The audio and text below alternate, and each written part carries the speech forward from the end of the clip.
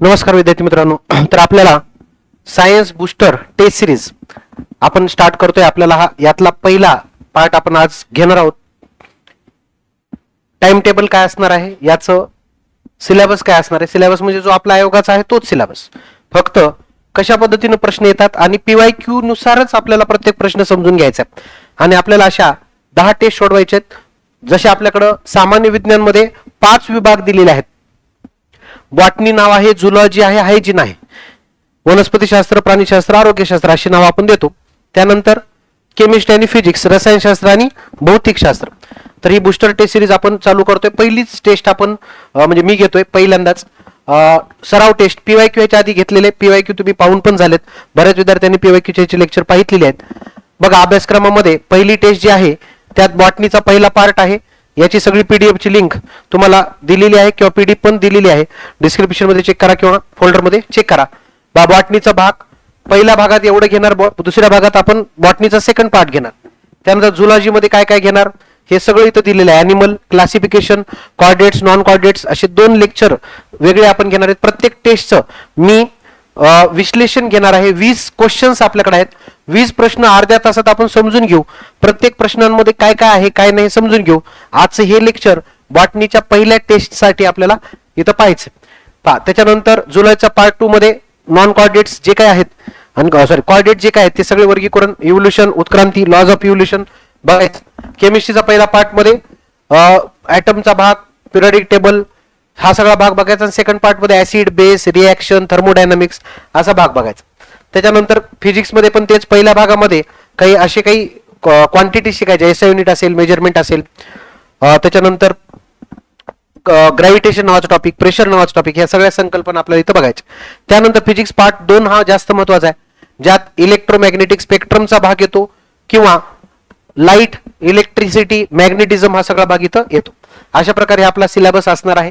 आणि कशा पद्धतीने आपलं होणार आहे हे लक्षात घ्या. हायजीन पार्ट 1 याच्यामध्ये सगळ्या रोगांशी संदर्भित ह्युमन बॉडीचा पार्ट सुद्धा याच्यामध्ये मी काही समावेश केलेला आहे. ह्युमन बॉडी सुद्धा मी याच्यात घेतलेला आहे. आणि त्याच्यानंतर पहिल्या पार्ट मध्ये सूक्ष्मजीव रोग आहेत आणि सेकंड पार्ट मध्ये ह्युमन बॉडी. अशा पद्धतीनं हे आपल्याला सगळं शिकायचं. चला, तर मी पहिलं आजची टेस्ट स्टार्ट करणार आहे. ही टेस्ट तुम्हाला ऍप्लिकेशनवर PDF स्वरूपात उपलब्ध आहे. ऍप्लिकेशनवर, शारदा अकॅडमीच्या ऍप्लिकेशनवर PDF स्वरूपात उपलब्ध आहे. तसेच तुम्हाला ते सोडवता पण येईल.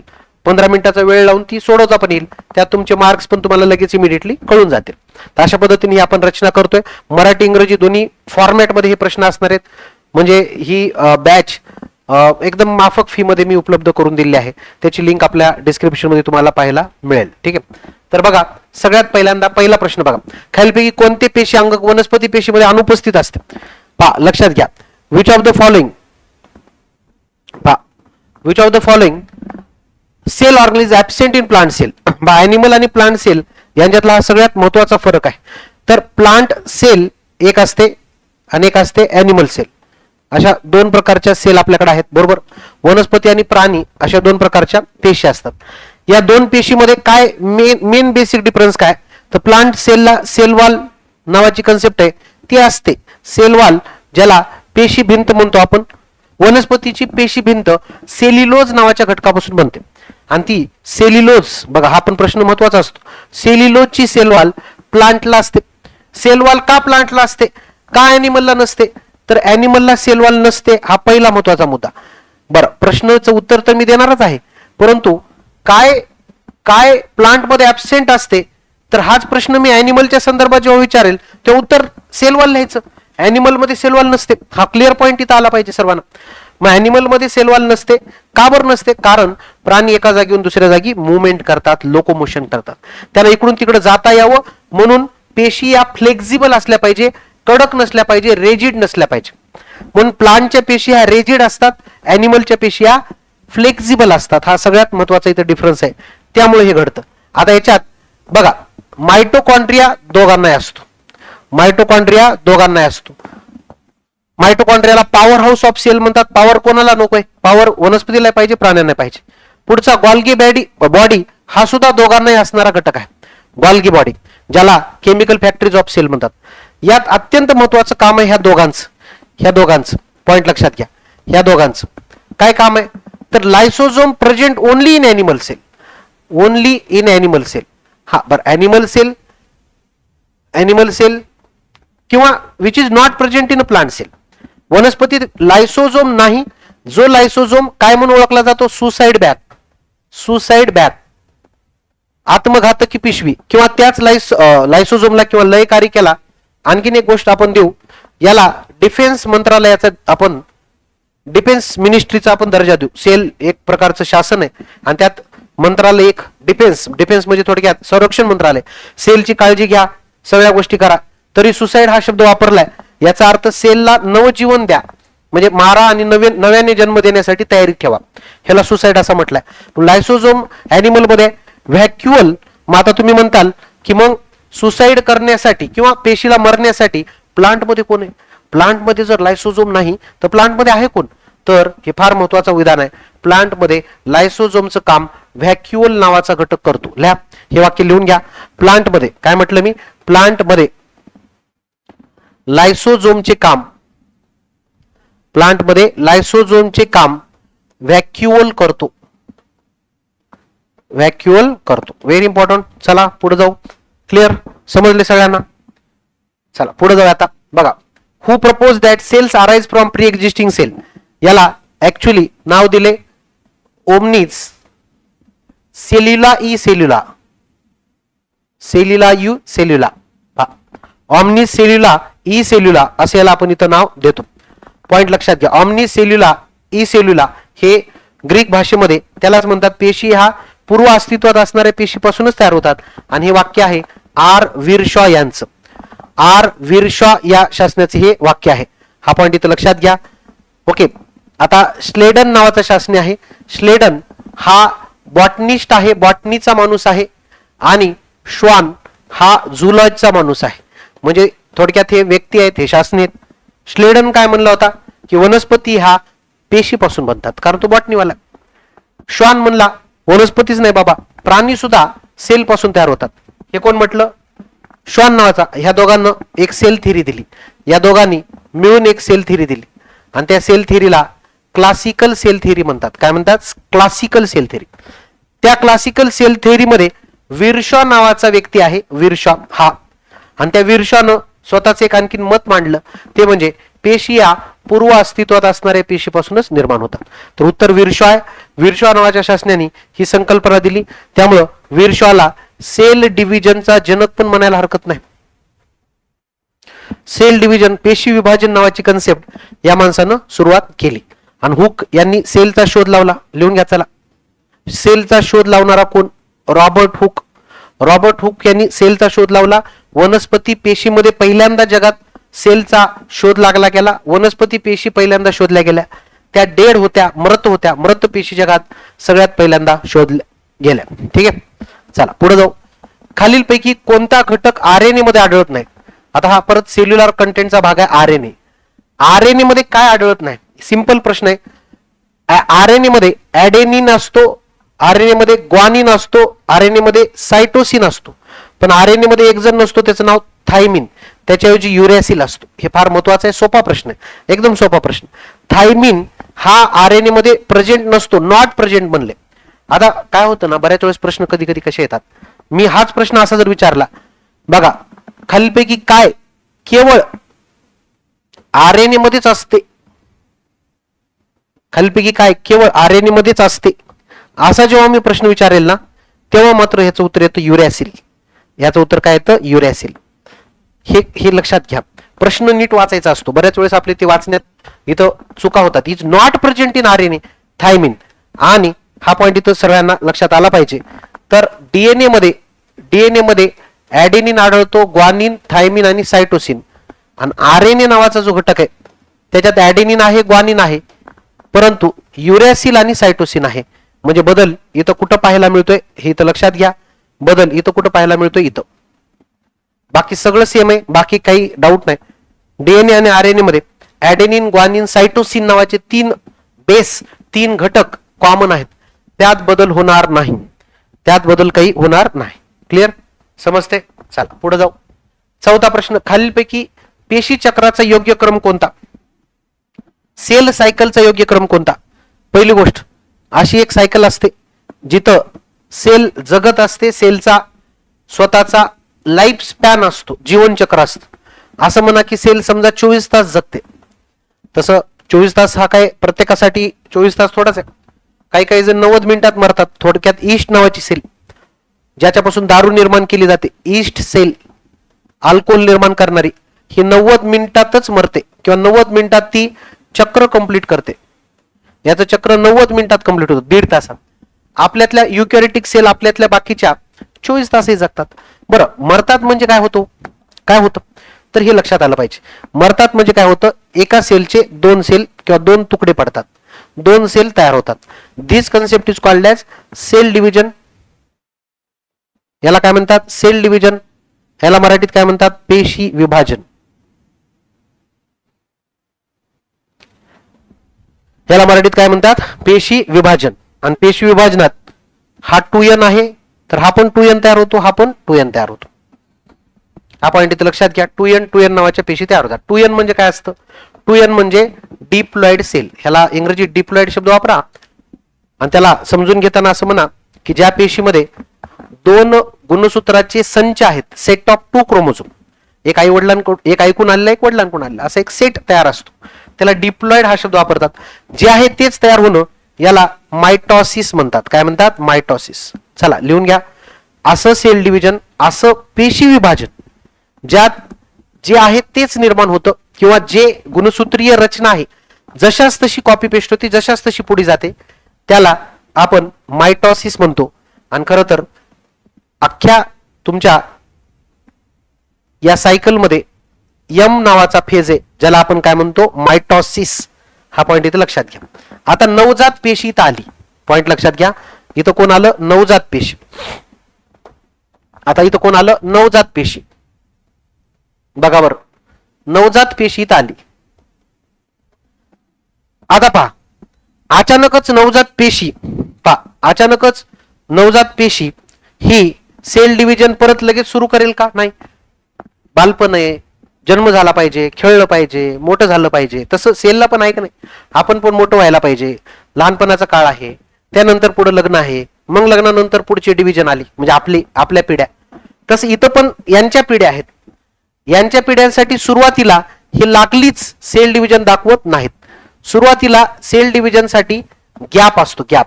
ह्याला काय म्हणायचं, गॅप असतो. निवांत जगतात, जीवन जगतात. त्यानंतर सेल डिव्हिजन करायचंय म्हणजे डीएनए नावाची घटना जी आहे सेलमध्ये त्याला दुप्पट करावं लागेल. त्यामुळं काही काळ एक गोष्ट घडते, त्याला म्हणतात सिंथेसिस ऑफ डीएनए. काय म्हणतात, सिंथेसिस ऑफ डीएनए. यस, ह्याला काय नाव देतात, यस, सिंथेसिस ऑफ डीएनए. आणि परत लगेच मायटॉसिस होत नाही. डीएनए दुप्पट झालाय का ते चेक केलं जातं. परत इथं एक छोटासा गॅप असतो, हा गॅप क्रमांक 2, हा गॅप क्रमांक 1. गॅप क्रमांक 1 ला G1 म्हणतात, गॅप क्रमांक 2 ला G2 म्हणतात. इथं चेक केलं जातं डीएनए डबल झालाय म्हणजे डीएनए सिंथेसिस झाले, ते नीट झाले का. आणि मगच 2 सेलमध्ये त्याला विभागून दिलं जातं. आणि 2 सेलमध्ये परत त्या डीएनएला विभागून देण्याला मायटॉसिस म्हटलं होतं. म्हणून तसं बघायला गेलं तर सेल सायकलमध्ये G1 नंतर S आलं पाहिजे, S नंतर G2 आलं पाहिजे, G2 नंतर M आलं पाहिजे. म्हणजे सरळ सांगायचं झालं तर G1 S G2 M असा क्रम इथं अपेक्षित आहे. येते लक्षात. जो पहिलाच पर्याय आहे पहिला पर्याय नाही, पुढे गेला. हा, G1 नंतर S आलं पाहिजे, बरोबर. S नंतर G2 आलं पाहिजे, मग M आलं पाहिजे. ह्याला म्हणायचं योग्य क्रम. हा प्रश्न महत्वाचा आहे. आपल्याला 2023च्या कंबाईनला कशाचा प्रश्न विचारला होता, मिओसिसचा क्रम विचारला होता. मी इन जनरल सेल सायकलचा क्रम इथं विचारला. तर जसे प्रश्न आयोगाने विचारलेले आहेत ना त्या बेसिसवरचेच प्रश्न मी इथं विचारलेत किंवा काढलेत. पुढे जाऊ. चला 5 नंबर. आता हा सुद्धा प्रश्न असा आहे की जो आयोगाने विचारला होता 2023चा कंबाईनचा पेपर समोर ठेवा, त्यातला हा प्रश्न काढा. मिओसिसचा योग्य क्रम सांगा. तर त्याचा योग्य क्रम आहे, मी इथं लिहितो. मिओसिस मध्ये 5 महत्वाचे टप्पे असतात. लेप्टोटीन, झायगोटीन, पॅचिटीन अशी नावं असतात. लेप्टोटीन, झायगोटीन, पॅचिटीन, त्यानंतर नाव असतं डिप्लोटीन आणि नंतर नाव असतं डायकायनेसिस. असे 5 नाव असतात. ओके, इंटरनेटवर याची एक ट्रिक सापडते कुठं पण, let zebra play during day असं काहीतरी सापडते ट्रिक येते. तर लेप्टोटीन, झायगोटीन, पॅचिटीन, डिप्लोटीन आणि डायकायनेसिस हे कोणाचे टप्पे आहेत, तर हे मिओसिसचे टप्पे आहेत. मिओसिस नावाचं सेल डिव्हिजन असतं ज्यामध्ये मूळ गुणसूत्रांची किंवा क्रोमोझोमची संख्या अर्धी होते आणि त्याला आम्ही डिवाइड करतो एन आणि एन या घटकांमध्ये. मूळ डिप्लॉइड सेलची एन आणि एन मध्ये रूपांतरण होतं, एन एन असं आपण तिथं रूपांतर करतो. इथं अर्धी संख्या होते. अर्धी संख्या होत असताना ही डायरेक्ट अर्धी होते का रे बाबा? नाही. काय काय घडतं, तर काय काय घडतं हे मला इथं सांगायचे. त्यासाठी एक भाग इथं बघा, लक्षात घ्या. बघा, एक असा गुणसूत्र आहे, त्याच्या बाजूला त्याचा हा जोड आहे. तर सगळ्यात पहिल्यांदा हे डीएनए असतात. हे डीएनए असे आकुंचन पावतात. समजा मी आकुंचन पाहून इथं दाखवलं तुम्हाला. हे आकुंचन पावतात. या आकुंचनला काय म्हणतात? डीएनए संकुंचन.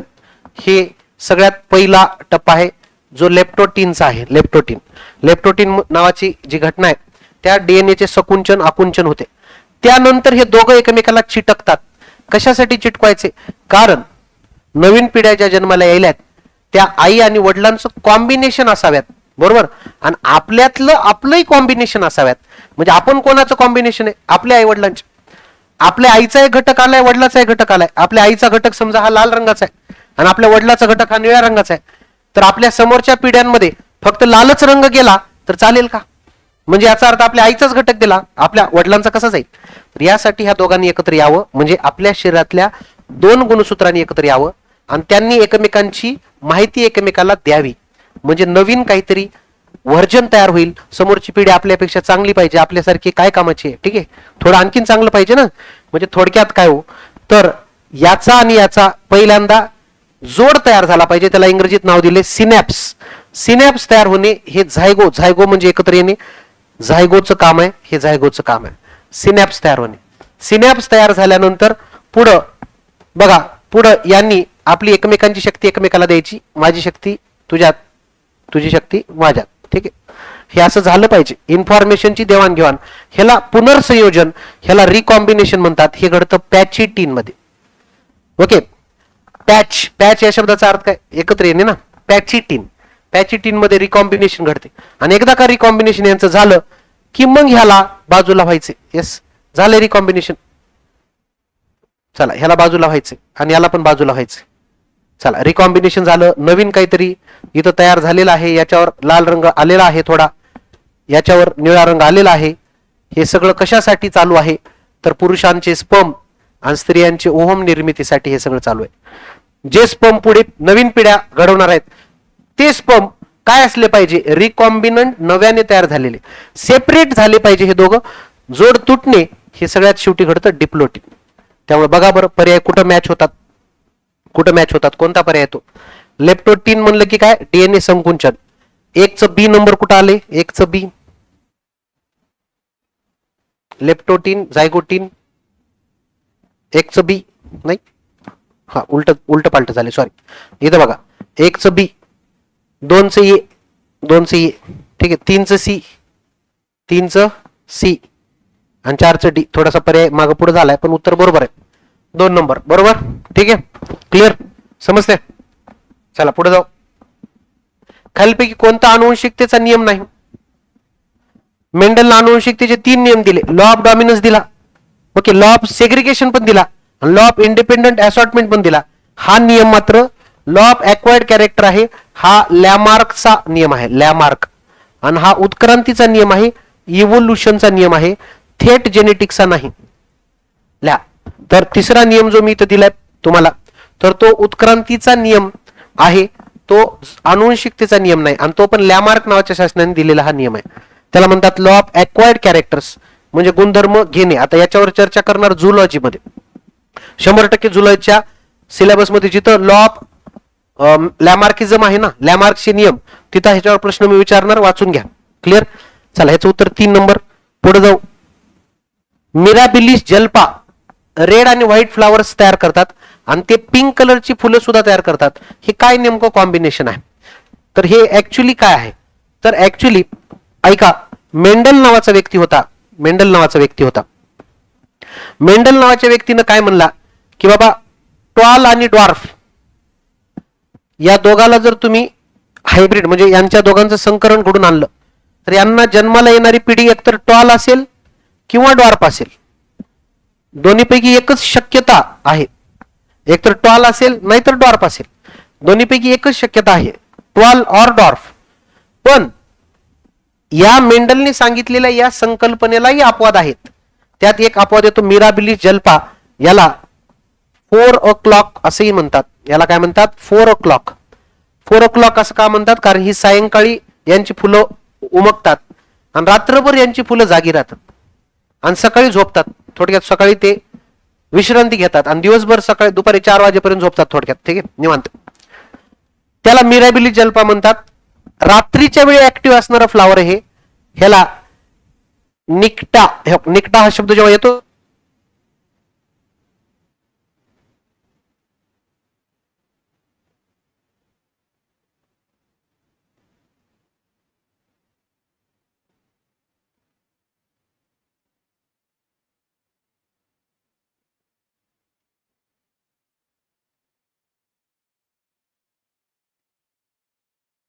हॅलो, तर निक्टा जिनिसी ही त्याची फॅमिली आहे. आता आलेला प्रश्न पण आहे हा. तर याच्यात काय झालेलं आहे, याच्यात मात्र असं घडत नाही की रेड गुणिले व्हाईट ह्या दोघांचं मेंडलनुसार काय झालं पाहिजे होतं. मेंडलनुसार एक तर रेड कलरची फुलं आली पाहिजे होती, नाही तर व्हाईट कलरची. जसं टॉल आणि डॉर्फला टॉल किंवा डॉर्फच जन्माला आले. कोण? वटाने. गार्डन पी वर प्रयोग केले मेंडलनी. ठीक आहे. पण रेड आणि व्हाईटचे पिंक कलरचे सुद्धा फुलं जन्माला येतात, फ्लावर जन्माला येतात. तर हे कशाचं उदाहरण आहे? Incomplete dominance. म्हणजे जिथं पूर्णपणे डॉमिनन्स पाहायला मिळाला नाही, पूर्णपणे कलर पाहायला मिळाला नाही. हा पॉइंट लक्षात घ्या. को डॉमिनन्स मध्ये काय येतं? ए बी रक्तगट लिहून टाका. चला, मानवाचा ए बी रक्तगट हे कशाचं एक्झाम्पल आहे? को डॉमिनन्स. पॉलिजेनिक कॅरेक्टर म्हणलं की काय म्हणायचं? Skin colour. आपला स्किन कलर बघा, आपला स्किन कलर हा पॉलिजेनिक कॅरेक्टर आहे. म्हणजे तो दर्शवण्यासाठी अनेक जीनची गरज आहे. दोन कन्सेप्ट लक्षात घ्या. 1 जीन 1 कॅरेक्टर असे असतं आणि मेनी जीन 1 कॅरेक्टर असे असतं. अनेक जनुक मिळून एक गुणधर्म दर्शवत असतील तर त्याला आपण काय म्हणतो? Polygenic character. आणि प्लिओट्रॉपी याच्या उलट आहे. जेव्हा 1 जीन अनेक गुणधर्म दर्शवतो आणि हे प्लिओट्रॉपी हे चांगलं नसतं, हे ॲबनॉर्मल आहे. याचे रोग निर्माण होतात. फिनाइल कीटोन युरिया हा अनुवंशिक रोग आहे. तो प्लिओट्रॉपीचे एक्झाम्पल असू शकतो आहे. Sickle cell anaemia, okay, mutational diseases आहेत. याचा अभ्यास आपण आरोग्यशास्त्रात करूया. चला पुढे जाऊ. चला, मेंडल यांनी अभ्यासासाठी निवडलेल्या गुणधर्मापैकी खालीलपैकी कोणता गुणधर्म समाविष्ट नव्हता? सोपा प्रश्न आहे. मेंडलनी 7 गुणधर्म निवडली. किती? 7 गुणधर्म. 7 गुणधर्म निवडली. ऐका, 7 गुणधर्मामध्ये त्यांनी एक घेतली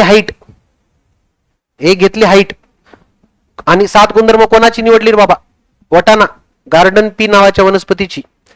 पायसम सटायवम असं त्याला सायंटिफिक भाषेत नाव आहे. 7 गुणधर्म निवडली. एक हाईट. आता पुढे बघा, बियांचे 2 गुणधर्म, सीड कॅरेक्टर 2. बियांचे 2 गुणधर्म, सीड कॅरेक्टर 2. त्याच्यानंतर पॉडचे 2 गुणधर्म. पॉड म्हणजे शेंगांचे गुणधर्म. बियांचे 2 गुणधर्म कसे कसे? एक होता आकार, बियांचा आकार, आणि एक बियांचा रंग. सेम. शेंगांचा आकार, शेंगांचा रंग. झाले 4 आणि 1 5 गुणधर्म. आता इथं महत्वाचा गुणधर्म होता फ्लावर. फ्लावरच्या बाबतीत मात्र त्यांनी मुद्दामून दिलाय मी प्रश्न. बियांचा आकार घेतला का? घेतला. बियांचा आकार घेतला होता. शेंगाचा आकार घेतला होता का? घेतला होता. ठीक आहे. पण फ्लावरच्या बाबतीत फ्लावरचा आकार घेतला नाही, फ्लावरची पोझिशन घेतली. पोझिशन ऑफ फ्लावर, की बाबा फुलं वटाण्याच्या रोपाला कुठे लागतात? सगळ्या टर्मिनल लागतात का साईडला लागतात? तर हे इथं विचारलं होतं. तर फ्लावरचा रंग घेतला होता, त्यात काही डाऊट नाही, पण पोझिशन घेतली होती. म्हणून फ्लावरचा आकार घेतला नाही. Very important. फुलांचा आकार घेतला नाही. त्यामुळे 4 नंबर सुद्धा येत नाही. सर्व गुणधर्म नाहीत. यात पर्याय दिलेला 3रा गुणधर्म येत नाही. फुलांचा आकार नव्हता रे बाबा. बियांचा आकार होता, शेंगांचा आकार होता, फुलांचा आकार नाही. तर फुलांचा काय होता? पोझिशन. म्हणजे टर्मिनल काय ऍक्झियल वर शेंड्याला लागतात का फुलं, आणि मग रंग मात्र फुलांचा होता, बियांचा होता, शेंगाचा होता. कळतंय, समजते? 7 गुणधर्म इथं समजली पाहिजे. चला पुढे जाऊ. 9वा प्रश्न टिश्यूवर आलाय आता हा प्रश्न. खालीलपैकी कोणते घटक झायलम ऊतीमध्ये असतात? झायलम म्हणजे काय रे बाबा? झायलम म्हणजे पाण्याचे वहन. झायलम म्हणजे काय? पाण्याचे वहन. ज्याद्वारे पाण्याचे वहन होते त्याला काय म्हणतात? झायलेम. झायलेम ला खरं तर व्हेसल्स असल्याच पाहिजे, कारण झायलम हेच पाण्याचं वहन करतं. झायलम ज्यांना आहे त्यांना वस्क्युलर प्लांट म्हणतात. वस्क्युलर प्लांट म्हणतात. चला पुढची बॉटनी 2 ची टेस्ट तुम्हाला मी घेणार आहे, त्यात याच्यावर प्रश्न विचारणार आहे, आता सांगून ठेवतो. बघा, ज्याला झायलेम असतात अशी जगातली पहिली वनस्पती सांगायची झाली तर टेरिडोफायटा. टेरिडोफायटा याला म्हणतात वाहिन्या असणारी पहिली वनस्पती. या वाहिन्या प्रामुख्याने व्हेसल्स पासून बनतातच, त्यामुळे हे तर असलंच पाहिजे. त्यामुळे हे असणारा हा पर्याय नसल्यामुळे 14 पर्याय कट केला आधी. आता पुढचा मुद्दा ट्रकिड्स. ट्रकिड्स ही सुद्धा एक वाहिनी असते. आपल्याला पण इथं ट्रकी आहे, श्वास इथून जातो, ट्रकियातून असा खाली जातो. ट्रकिड्स हा पॉइंट इथं अत्यंत महत्वाचा आहे. ट्रकिड्स नावाची कन्सेप्ट आहे, ती सुद्धा झायलेमला असते, हे फार महत्वाचं आहे. पण हे मात्र झायलेमला नसतं. मग हे कशासाठी? तर कंपॅनियन पेशी या फ्लोएम नावाच्या अन्नवाहिनीचा भाग आहेत. अन्नवाहिनी, चला लिहून घ्या. फ्लोएम नावाच्या अन्नवाहिनीचा ह्या भाग आहेत. कंपॅनियन सेल लिहून घ्या. कंपॅनियन सेल या झायलेमला नसतात, फ्लोएमला असतात, ज्या अन्नवाहिनीचा भाग आहे. झायलेमला कोण कोण असतं?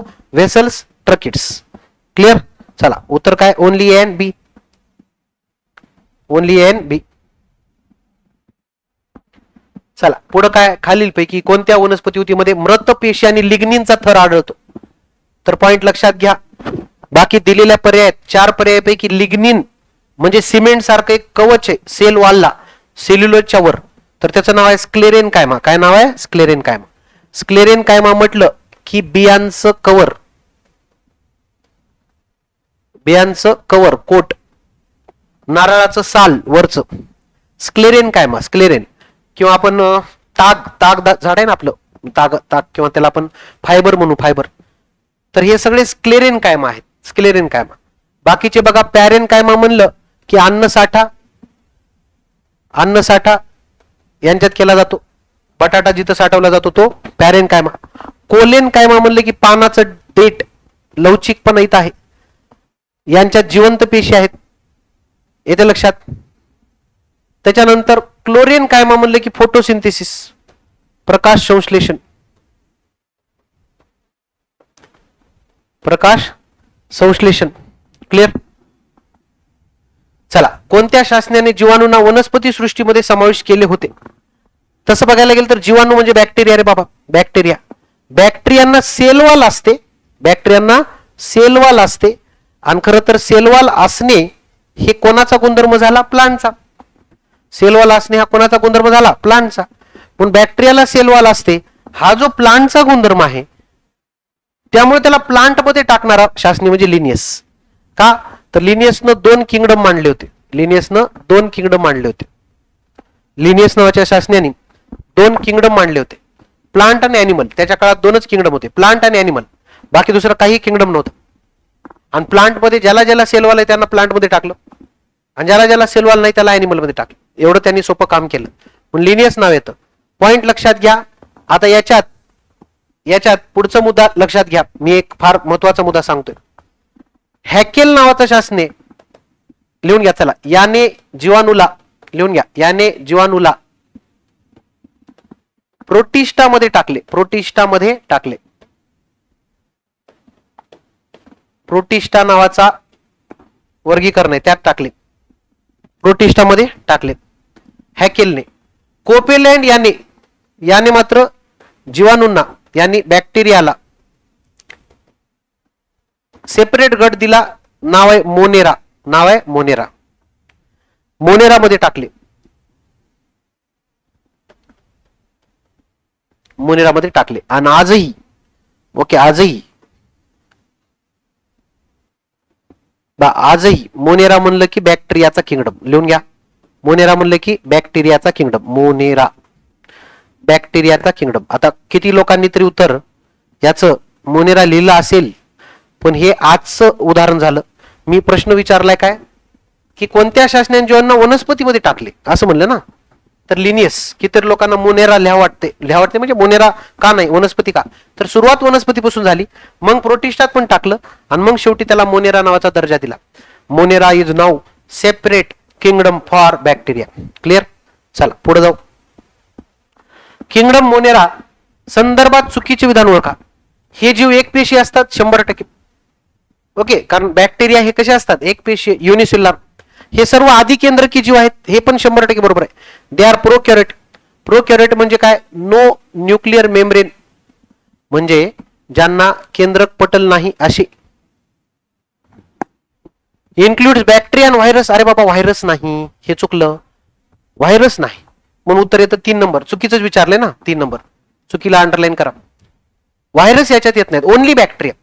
बॅक्टेरिया, सायनोबॅक्टेरिया, बाकी बॅक्टेरिया नाव असणारे सगळे, ॲर्कीबॅक्टेरिया, युबॅक्टेरिया, सायनोबॅक्टेरिया, असे बॅक्टेरिया नाव असणारे सगळे मोनेरामध्ये येतात. व्हायरसेस मोनेरात येत नाहीत. व्हायरसेस कुठंच येत नाहीत. का बरं, कारण व्हायरसेस हे नॉन सेल्युलर आहेत. व्हायरसेस हे नॉन सेल्युलर आहेत, अपेशी आहेत, म्हणून व्हायरसला कुठलाच किंगडम नाही. व्हायरसला कुठलाच किंगडम नाही, नो एनी किंगडम. आणि चौथं वाक्य मोनेरा संदर्भात आहेत. कन्सिडर अर्लिएस्ट लाईफ फॉर्म, पृथ्वीवरील पहिले सजीव मानले जातात. ही बरोबर आहे. या प्रश्नाचं उत्तर 3 नंबर. क्लिअर. पुढे जाऊ. प्रोटिस्टा हे किंगडम खालील कोणी प्रस्तावित केलं. मी शिकवताना नेहमी सांगतो HP. ओके, गॅस शिटनच्या सध्या आहे तसं HP नाव पाठ करा. HP gas. H for Haeckel, P for Protista. H for Haeckel, P for Protista. Haeckel नावाच्या व्यक्तीनं प्रोटिस्टा दिला. आणि पुढचाही शब्द मी पाठ करून देतो तुम्हाला बऱ्याचदा. CM, C for Copeland, M for Monera. भविष्यात विचारलं मोनेरा हा किंगडम कोणी लॉन्च केला, कोणी नाव दिलं, कोणी नव्याने प्रस्तावित केला, तर त्या व्यक्तीचं नाव आहे कोपेलँड. या प्रश्नाचं उत्तर हॅकेल. सोपा प्रश्न आहे. चला बाकीचे MCQ काढून देतो. व्हिटेकारनं फंगसला किंगडमचा दर्जा दिला. फंगसला किंगडम बनवले. ओके. कार्लिनियसनं मग शिकलं 2 किंगडम दिले होते फक्त, प्लांट आणि ॲनिमल. प्लांट मध्ये सेलवाल असणारे टाका, ॲनिमल मध्ये सेलवाल नसणारे टाका. झालं क्लिअर. चला ह्याचं उत्तर कळालं. पुढे जाऊ. खालीलपैकी कोणताच सजीव प्रोटिस्टामध्ये समावेश होत नाही. आमिबा, युग्लिना, ईस्ट आणि डायटम. तर बाबा ईस्ट हा फंगस आहे रे बाबा. ईस्ट हा कोण आहे, फंगस. जो फंगस आहे त्याला प्रोटिस्टात टाकत नाहीत आम्ही. प्रोटिस्टात टाकण्याचा क्रायटेरिया काय, एक तर तो एक पेशी असावा, तो फंगस, प्लांट आणि ॲनिमल नसावा, म्हणजे त्या किंगडमचा भाग नसावा, तर इकडे प्रोटिस्टात टाकतात. हा, तसं आमिबा हा एकपेशी प्राणी आहे, पण आमिबा हा किंगडम प्रोटिस्टाचा भाग आहे. म्हणून प्रोटिस्टामध्ये समावेश कोण होत नाही, ईस्ट, कारण ईस्ट हा फंगस मध्ये समावेश होतो. ईस्ट हा फंगस मध्ये समावेश होतो. डायॲटम हा शेवाळाचा प्रकार आहे, याला गोल्डन आल्गी म्हणतात. गोल्डन आल्गी, शेवाळ म्हणजे लाईक दॅट. सिलिकॉन असतं यांच्या सेलवॉल मध्ये. आपल्या अख्ख्या समुद्रात यांचं प्रमाण भरमसाठ आहे. एकपेशीय प्लॅंक्टॉन्स आहे ते. प्लॅंक्टॉन्स हा शब्द ऐकला असेल कधी एन्व्हायरमेंट मध्ये. यांच्यापासून फूड चेन सुरू होते. युग्लिना हा पण शेवाळच आहे. हा पण एक प्रकारचा शेवाळ आहे, आल्गी. परंतु असा शेवाळ आहे ज्याला सेलवाल नाही, म्हणून युग्लिनाला प्राणी आणि वनस्पती यांना जोडणारा दुवा म्हणतात. आणि आमिबा हा प्राणी आहे, प्राणी पेशी आहे. तर परत एकदा ऐका, दिलेल्या 4 पर्यायापैकी ईस्ट सोडलं तर सगळे प्रोटिस्टांचाच भाग आहेत, प्रोटिस्टा नावाच्या किंगडमचाच भाग आहेत. चला नेक्स्ट आहे, सजीवांच्या वर्गीकरणाचा जनक कोणाला म्हणतात. Father of classification. हा जनरल प्रश्न आहे. फादर ऑफ क्लासिफिकेशन लिनियस येतं. लिनियस यांना फादर ऑफ क्लासिफिकेशन पण म्हणतात, यांना फादर ऑफ टॅक्झोनॉमी पण म्हणतात. का तर यांनी टॅक्झोनॉमीची नावं प्रस्तावित केली. हा, टॅक्झोनॉमी नावाचा संज्ञा देणारा कॅन्डोले. पण कॅन्डोले हा कोण आहे, तर यांनी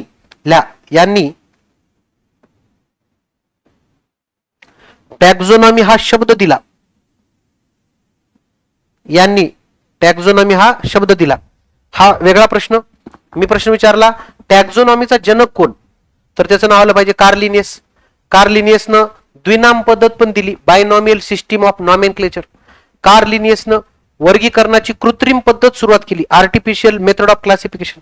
म्हणजे कार्लिनियस फार महत्वाचा माणूस आहे, म्हणून त्याला फादर म्हणून टाका आपल्या वर्गीकरणाचा. ॲरिस्टॉटलला फादर ऑफ झुलॉजी म्हणा. एरिस्टॉटल यांना फादर ऑफ झूलॉजी म्हणा किंवा फादर ऑफ बायोलॉजी म्हणा, झूलॉजी किंवा बायोलॉजी दोन्हीपैकी एक काही चालेल. आणि विटाकारला तर पंचसृष्टीचा जनक म्हणतात. विटाकारला पंचसृष्टी, 5 सृष्टी निर्माण करणारा हा जनक आहे. चला पुढे जाऊ. विटाकर यांच्या वर्गीकरणासाठी कोणता निकष वापरला गेला नाही? विटाकर यांनी 5 सृष्टी निर्माण केल्या, त्यासाठी 5 निकष वापरली. ओके, 5 निकष काय काय वापरली ती लिहून देतो, हे लिहून काढा. विटाकर यांनी 5 सृष्टी निर्माण करण्यासाठी 5 निकष वापरली. पहिलं, पेशी किती जटिल आहे ते बघितलं. पेशीची जटिलता 2 प्रकारे सांगता येते रे बाबा. 2 प्रकारच्या पेशी असतात, प्रोकॅरियोटिक सेल, युकॅरियोटिक सेल, बरोबर. पेशीची जटिलता. त्याच्यानंतर सजीव किती जटिल आहे बघितलं जातं, त्याला म्हणतात ऑर्गॅनिझम कॉम्प्लेक्सिटी. त्याला काय म्हणतात? Organism complexity. सजीवाची जटिलता, ऑर्गॅनिझम कॉम्प्लेक्सिटी. मग सजीव एक पेशी आहे का बहुपेशी हे बघितलं जातं. नंबर 3, पोषण बघितलं जातं, स्वयंपोषी आहे परपोषी आहे ते बघितलं जातं. जीवनाचं चक्र चेक केलं जातं, जीवनाचं चक्र, लाईफ सायकल बघितली जाते. म्हणजे कोणावर डिपेंड आहे, डिकम्पोजर आहे का प्रकाशावर डिपेंड आहे का मरण्याची वाट बघतो म्हणजे मृतपजीवी, किंवा जिवंत जीवावरच हल्ला करतो पॅरासाइट, असे वेगवेगळे नाव आहेत जीवनचक्र. आणि 5वा सगळ्यात भाग आहे उत्क्रांतीवाद, फायलोजेनेसिस. कोणापासून निर्माण झालाय बाबा हा, कोणापासून, याचा पूर्वज कोण आहे, ह्या सगळ्यांचा आधार त्यांनी घेतला. या 5 जणात वरच काही येत नाही, आदिवासी येत नाही. हॅबिटॅट बद्दल इथं काही म्हणायची गरज नाही, कळतंय का सगळ्यांना? बाकी तर सगळे ऑप्शन दिलेत ना, ह्या 5 पैकी 3 दिलेत. 2 कोणते दिले नाही, तो लाईफ सायकल आणि 4था आणि 5वा दिला नाही, ते पण आता तुम्ही ऍड करून घ्या. चला, शेनझेन कोड 2018 दिले. शेनझेन कोड काय असतं बाबा?